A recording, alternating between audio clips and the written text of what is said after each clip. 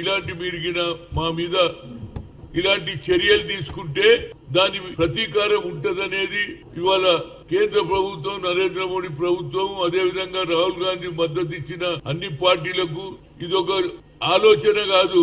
ఈ ఆలోచనను ఇంప్లిమెంట్ చేయమని అంటున్నాం. మీరు ఇదే విధంగా చేస్తే సరి అయిన జవాబు చెప్తామని చెప్పాము. ఇప్పటికన్నా మా సిద్ధాంతం అది నాన్ వైలెన్స్. మేము ఎక్కడ కూడా ఏది హింసా పద్ధతి మా దగ్గర లేదు. కానీ మీరు హింసను ప్రోత్సహిస్తే మాత్రం దానికి సరి అయిన జవాబు చెప్తాం.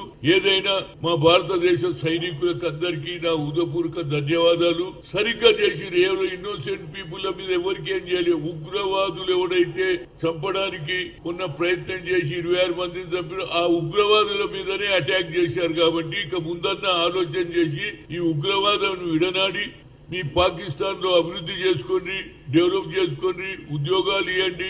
మంచి భవిష్యత్తుతో మా భారతదేశంలో ఏ విధంగానైతే భవిష్యత్తు ఉన్నదో అలాంటి భవిష్యత్తు మీరు కూడా చూడాలని కోరుతున్నా. కానీ మళ్ళా మీరు ఏదైనా ఏది ఉగ్రవాదాన్ని ఎంకరేజ్ చేయాలని లేనిపోని స్పీచెస్ ఇచ్చి అమాయక ప్రజలను రెచ్చగొట్టి వాళ్ళను ఉగ్రవాదంలో దించే బదులు వాళ్ళకు మంచి చదువు చెప్పి, మంచి విద్య చెప్పి, మంచి ఆహారం ఇచ్చి మీరు కూడా బాగుండాలనే కోరుతున్నాం. ఎందుకంటే భారతదేశం యునైటెడ్ ఉండే, కానీ భారతదేశం స్వరాజ్యం వచ్చిన తర్వాత వాళ్ళు సెపరేట్, వాళ్ళ కంట్రీ ముస్లింల కంట్రీ, మీరు ముస్లిం కంట్రీలుగా బాగా ఎదగండి అని కోరుతున్నాం. కానీ మా మీద ఇంకొకసారి ఇలాంటి ప్రతాపం చూపిస్తే తప్పనిసరిగా దానికి ప్రతీకారం ఉంటుంది.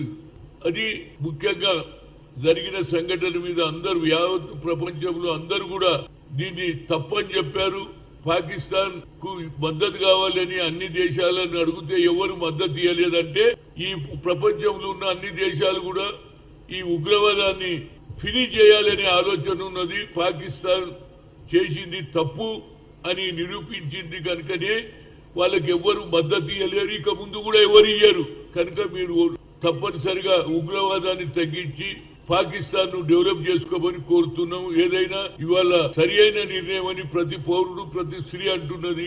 ఎందుకంటే అమాయక ప్రజలను చంపాలనే ఆలోచన ఉగ్రవాదుల ఆలోచన. ఉగ్రవాదుల ఆలోచనను మీరు ఇంప్లిమెంట్ చేస్తే మీ భవిష్యత్తు, మీ పాకిస్తాన్ లో ఉన్నటువంటి ప్రజలకు ఇబ్బంది అవుతాయి. అన్ని విధాల నీళ్లు రావు, భోజనాలు రావు, అన్ని విధాల మీకు నష్టపోతారు. ఫైనల్ గా లాస్ అయ్యేది మీదే, మాకేం కాదు. కానీ మీరు ప్రతీకారం తీయాలని అనుకుంటే దానికి 2 రెట్ల ఎక్కువ ప్రతీకారం తీసే ధైర్యం జవాన్ల పైన ఉన్నదని కోరుతున్నా.